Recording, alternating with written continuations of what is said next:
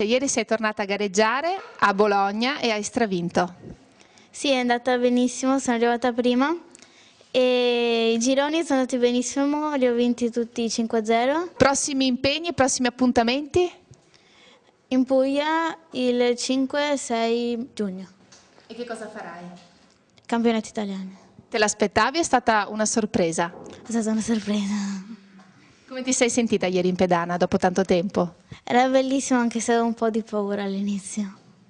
Ha stravinto tutti gli incontri disputati ieri a Bologna Beatrice Vio, la coraggiosa e tenacissima tredicenne che una setticemia ha privato sia delle gambe che degli avambracci. Ha dato ancora una volta prova di avere stoffa da campionessa. Soddisfattissimo papà Ruggero che ieri tifava per la figlia al campionato regionale paralimpico dell'Emilia Romagna. Soddisfatti i compagni, gli insegnanti e la preside che ieri l'hanno seguita in televisione. Da sportivo a sportivo, come hai visto ieri Beatrice?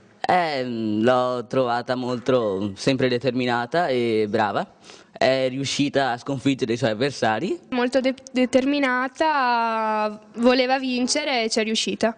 Un grande successo per Beatrice. Veramente grande. Non posso dire insperato perché io ci ho creduto subito, fin dall'inizio. Bebe ha una volontà di ferro, ha un'intelligenza notevole e ha una famiglia straordinaria. Noi ce la mettiamo tutta e confidiamo, anzi siamo sicuri che lei non perderà la sua spontaneità, ma sicuramente avrà tanta di quella grinta da affrontare qualsiasi cosa.